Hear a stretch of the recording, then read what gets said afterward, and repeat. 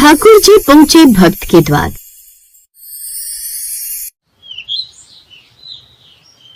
भारत के एक छोटे से गांव बरसैनीपुर में यही गांव है राजविदास का। एक ऐसा युवक जो बचपन से ही ठाकुर जी का परम भक्त रहा। राजविदास का जीवन साधारण है, न कोई लोभ न कोई दिखावा। उसके घर के आंगन में बनी छोटी सी ठाकुर जी की चौकी, जहां वह स्वयं गोबर से लीपकर तुलसी जल अर्पित करता और नियमित रूप से ठाकुर जी की सेवा करता। गांव के लोग उसे कई बार टोकते थे। अरे राजविदास, तो इतना भक्ति भाव क्यों रखता है? ठाकुर जी तो मंदिर में है, वहाँ जाकर पूजना चाहिए। ये घर में सेवा का क्या तुक? पंडित जी, मंदिर जाकर पूजा कर लो, परंतु मेरे लिए ठाकुर जी यहाँ भी हैं। सेवा तो भाव की होती है, स्थान की नहीं। राजविदास की बहन सीता भी कभी कभी चिंता करती थी। उसका विवाह नहीं हो पाया था क्योंकि उनका परिवार गरीब था। परंतु राजविदास ने कभी इस चिंता को अपने जीवन पर हावी नहीं होने दिया। वह रोज भजन गाता और ठाकुर जी से एक ही विनती करता। प्रभु, मैं कुछ नहीं चाहता, बस कभी मेरे घर पधारिए, मेरा जीवन पूर्ण हो जाएगा। एक दिन गांव में घोषणा हुई कि अगली पूर्णिमा को पंडित गोविंद मिश्र के नेतृत्व में गांव का विशाल रथ यात्रा और ठाकुर जी की शोभा यात्रा निकाली जाएगी। लेकिन राजविदास को इस बार कुछ खटक रहा था। भैया, तुम इतने शांत क्यों हो? गांव में इतनी बड़ी यात्रा हो रही है, सब उत्साहित हैं। तुम अकेले उदास क्यों? सीते, मुझे नहीं लगता कि मेरे ठाकुर जी केवल सजे धजे रथ में रहते हैं। मेरे ठाकुर तो मिट्टी से सने आंगन में भी बसते हैं। मुझे भी बुलाना चाहिए था।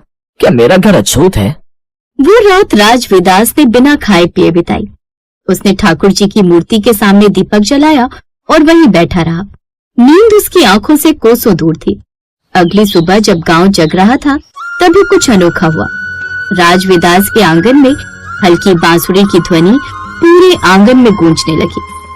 वह बांसुरी जो केवल श्री कृष्ण की हो सकती थी। ये कैसी ध्वनि? ये तो बंसी है ठाकुर जी की। राजविदास बाहर भागा। सामने जो दृश्य था वह अलौकिक था। आंगन में एक बालक खड़ा था, पीतांबर, मोरपंख मुकुट और हाथ में बंसी, चेहरा सरल पर तेज से दीप्त। भक्तराज, बुलाया था ना? आ गया। प्रभु, आप मेरे घर। तू सेवा करता रहा, विनती करता रहा। मैं कहाँ जा सकता था और कहाँ नहीं, ये तूने समझ लिया, इसीलिए मैं तेरे द्वार आया। सीता बाहर आई तो यह दृश्य देखकर स्तब्ध रह गई। वह वहीं खड़ी रह गई, लेकिन ठाकुर जी ने उसकी ओर देखा और कहा, तुम भी तो मेरी अन्नपूर्णा हो, मुझे तृप्त रखने वाली। सीता की आंखों से आंसू बहने लगे, लेकिन ठाकुर जी वहाँ कुछ क्षणों के लिए ही थे। वह कहकर लुप्त हो गए कि मैं लौटूंगा, फिर एक दिन जब तेरा विश्वास डगमगाएगा मैं फिर आऊंगा। अगली सुबह गांव में हलचल मच गई। रथ यात्रा का रथ टूटा हुआ पाया गया और रथ पर स्थापित मूर्ति गायब थी। पंडित गोविंद मिश्र परेशान हो उठा। गांव के कुछ लोग ये कहते हुए भागे आए कि रात में किसी के आंगन से बंसी की ध्वनि आ रही थी और दिव्य प्रकाश भी। पंडित और गांववासी राजविदास के घर पहुंचे। वहां ठाकुर जी की मूर्ति थी, लेकिन अब वो सजी धजी नहीं, मिट्टी से सनी थी, जैसे वो उसी आंगन की थी। क्या तुमने ठाकुर जी को घर बुला लिया? मैंने नहीं बुलाया पंडित जी, वो स्वयं आए। पंडित कुछ क्षण तक निशब्द खड़ा रहा। मैंने केवल नियम समझे, तूने भाव समझा। तो सच्चा भक्त है। गांव के लोग यह देखकर स्तब्ध रह गए। ठाकुर जी का चमत्कार उनकी आंखों के सामने था, लेकिन यह चमत्कार केवल दिखावे का नहीं था। यह चमत्कार था विश्वास का, प्रेम का और विनम्रता का। अब कहानी में एक और मोड़ आता है। गांव के एक अमीर मामा जगन्नाथ, जो राजविदास के मामा थे, वर्षों पहले उसे त्याग चुके थे। अब उन्हें ये सब सुनकर अंदर से खलिश हुई। मैंने राजविदास को दुत्कारा क्योंकि वो गरीब था, और अब ठाकुर जी उसके द्वार पधारे। बरसैनीपुर में अब हर कोई राजविदास को सम्मान से देखने लगा था। उसकी झोपड़ी अब भजन और कीर्तन का स्थान बन गई थी। ठाकुर जी की वही मूर्ति जो कभी रथ यात्रा की शोभा थी, अब उसी आंगन में रखी थी जहाँ तुलसी और गोबर की सौंधी गंध बसी रहती थी। लेकिन वहीं दूसरी ओर हवेली में बैठे मामा जगन्नाथ के मन में कुछ और ही चल रहा था। उन्हें यह स्वीकार नहीं था कि एक निर्धन त्यागा हुआ भांजा राजवेदास ठाकुर जी का प्रिय भक्त बन गया। ठाकुर जी मेरे घर क्यों नहीं आए? क्या मेरे पास धन की कमी है? क्या मैंने मंदिर नहीं बनवाया गांव में? फिर क्यों नहीं आए मेरे द्वार?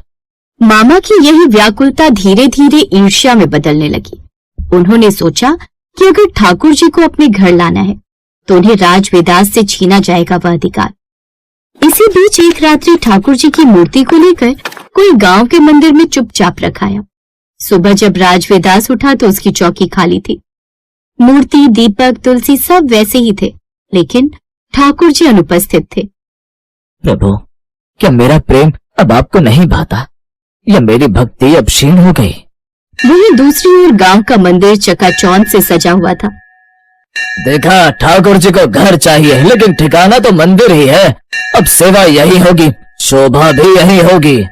गांव के कुछ लोग असमंजस में थे, परंतु अधिकतर लोग मामा के आयोजन में सम्मिलित हो गए। लेकिन राजवेदास चुप था। एक सप्ताह यूं ही बीत गया। गांव में चर्चा थी कि मंदिर में रात होते ही कोई बंसी की मधुर ध्वनि सुनाता है, लेकिन मूर्ति स्थिर नहीं दिखती। कोई कहता कि मूर्ति आंखें बंद कर लेती है, कोई कहता कि दीप जलता नहीं। ये क्या संकेत है? ठाकुर जी तो रुष्ट प्रतीत होते हैं। अब मामा जगन्नाथ ने एक और योजना बनाई। उन्होंने गांव में भव्य रासलीला का आयोजन किया, यह सोचकर कि ठाकुर जी प्रसन्न होंगे और मंदिर में स्थिर रहेंगे। राजा की तरह पूछो उन्हें, फिर देखना कैसे ठहरते हैं। सारी रात आयोजन चला, लेकिन सुबह मंदिर की मूर्ति पुनः गायब थी। यह समाचार बिजली की तरह पूरे गांव में फैल गया। राजवेदास के घर जब सीता ने तुलसी में जल डाला तो देखा ठाकुर जी की मूर्ति फिर से चौकी पर थी, वैसे ही सादे स्वरूप में, धूल से नहीं लेकिन सजीव। भैया देखो, ठाकुर जी लौट आए। राजवेदास शांत रहा। उसने कोई उत्सव नहीं मनाया, कोई घोषणा नहीं की। प्रभु लौटे नहीं है, वो कभी गए ही नहीं थे। शायद वो देख रहे थे कि मैं वियोग सहन कर पाता हूँ या नहीं। पंडित गोविंद मिश्र और अन्य ग्रामीण भी वहां पहुंचे। सबने वही मूर्ति देखी, परंतु वह चुपचाप देख रही थी, जैसे स्वयं कह रही हो, मैं जहां प्रेम है वही हूँ। हमें समझ लेना चाहिए, ठाकुर जी को धन साज सज्जा नहीं चाहिए, उन्हें चाहिए एक समर्पित मन। अब कहानी का अंतिम मोड़ आता है जब मामा जगन्नाथ, जो अब तक अपनी जीत के गर्व में थे, स्वयं मंदिर में मूर्ति के न होने से विचलित हो उठे। उन्होंने गांव छोड़ने का निश्चय कर लिया, लेकिन ठाकुर जी उन्हें भी मार्ग दिखाना चाहते थे। एक रात मामा के स्वप्न में एक बालक आया, वही पीतांबरधारी, मोरपंख वाला। जगन्नाथ, तूने सेवा नहीं व्यापार किया। मुझे पाने के लिए हृदय चाहिए, हवेली नहीं। अब भी समय है, लौट जा अपने भांजे के पास। मामा जगन्नाथ की नींद खुली तो वह कांप रहे थे। प्रातः होते ही वह सादा वस्त्र पहनकर राजवेदास के द्वार पर पहुंचे। भांजे, मैंने तुझे त्यागा, परंतु तूने ठाकुर जी को पाया। क्या मेरे जैसे पापी को भी क्षमा मिलेगी? मामा, ठाकुर जी प्रेम को खोजते हैं। जब आपने मुझसे प्रेम करना शुरू किया, तब से वो आपको भी मिल जाएंगे। मामा की आंखों से आंसू बह निकले। गांव अब समझ गया था, ठाकुर जी जहाँ रीत नहीं वहाँ प्रीत खोजते हैं, जहाँ आडंबर नहीं वहाँ आदर होता है। राजवेदास की कथा केवल एक भक्त की नहीं, एक संदेश की कथा थी। भक्ति में अधिकार नहीं होता, वहाँ समर्पण होता है। ठाकुर जी को बुलाया नहीं जाता, वह अपने आप चले आते हैं जब द्वार पर प्रेम खड़ा हो।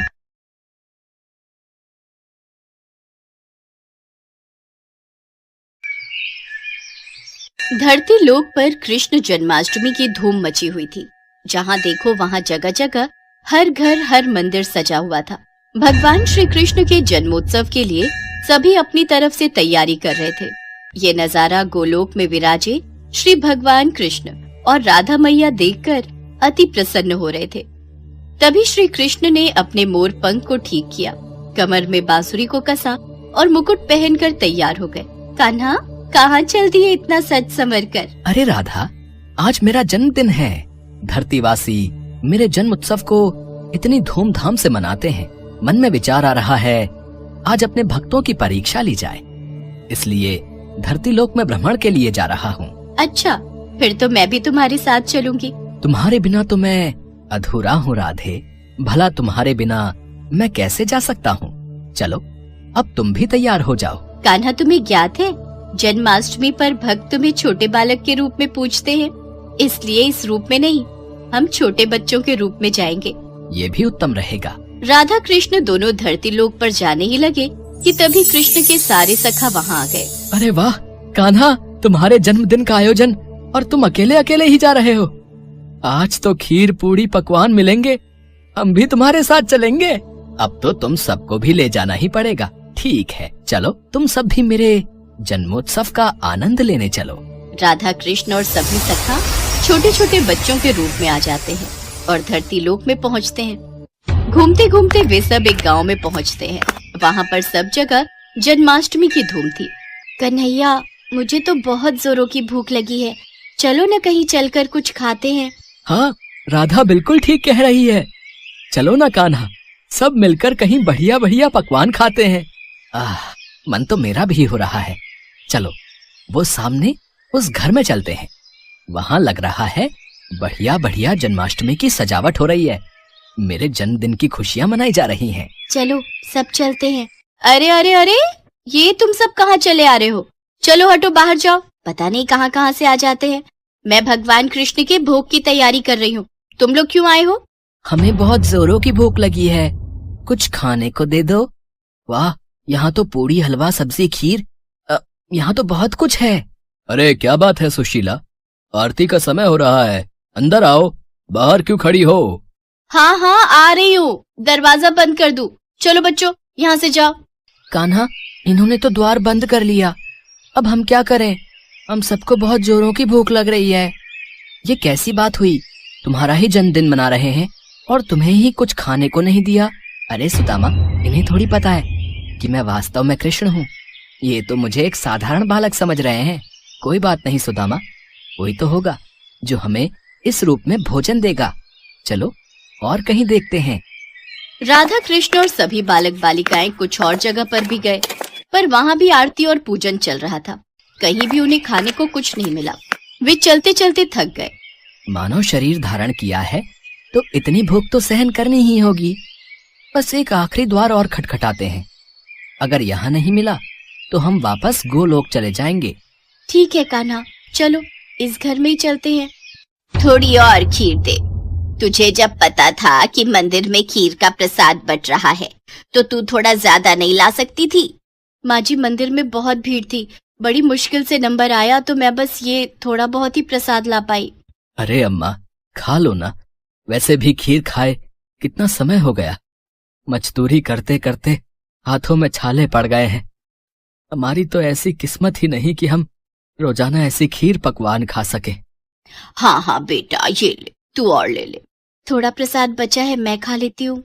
माँ, हमें बहुत भूख लगी है, कुछ खाने को दे दो।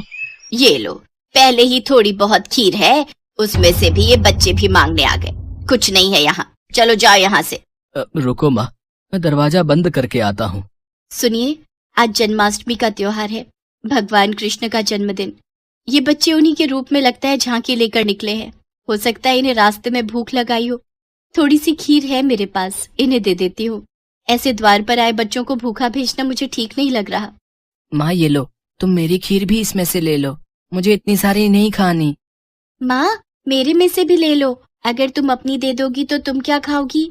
राधा, इन बच्चों में अपनी माँ के प्रति कितना प्रेम है, हमें इनके लिए कुछ करना चाहिए। हाँ कान्हा, देखो तो इन्होंने अपनी सारी खीर हमें परोस दी। कैसे पागल हो तुम तीनों, बताओ, अपने हिस्से की खीर इन बच्चों में बांट रहे हो। इतनी मुश्किल से तो ये थोड़ा प्रसाद मिला था। अब तुम दोनों बच्चे कान खोलकर सुन लो, मैं अपनी खीर में से एक भी निवाला नहीं दूंगी। ये लो बच्चों, ज्यादा तो नहीं, थोड़ी थोड़ी खीर है, ये खा लो। बस इतनी सी खीर, इससे तो हमारा चींटी जैसा पेट भी नहीं भरेगा। एक काम करो, थोड़ी और खीर ले आओ। दादी थोड़ी सी अपने में से दे दो ना, आज वैसे भी भगवान कृष्ण का जन्मदिन है, हमने भी तो नहीं खाई ना, हमने भी इनको दे दी। अब क्या करूं, तुम लोग इतना जोर दे रहे हो तो ये लो, थोड़ी सी मेरे में से भी दे दो। सावित्री, ये ले थोड़ी मेरे से भी ले ले, फिर बोलेगी मैं अकेले अकेले खा गया। सावित्री के परिवार के लोगों की ऐसी सोच देखकर राधा कृष्ण मन ही मन बात करने लगे। कान्हा, यह तो बहुत थोड़ी खीर है, कुछ करो, इन सबको भी तो खीर खाने का मन है।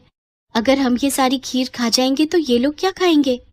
चिंता मत करो राधे, इस परिवार के सदस्य भूखे नहीं रहेंगे।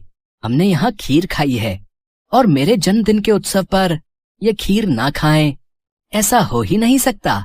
बताओ, इतने मन से मैं खीर खा रही थी, सारी इन बच्चों को दे रही है, क्या कर सकते हैं? दादी, खीर खाओगे? देख, मजाक उड़ा रहे हैं बच्चे, और दे खीर। अरे जब तुम्हें दे दी सारी खाने के लिए तो हम क्या खाएंगे, खाली बर्तन? दादी, आज कान्हा का जन्मदिन है, कान्हा को जब आप अपने हिस्से की खीर दे सकते हो तो कान्हा क्यों नहीं दे सकता?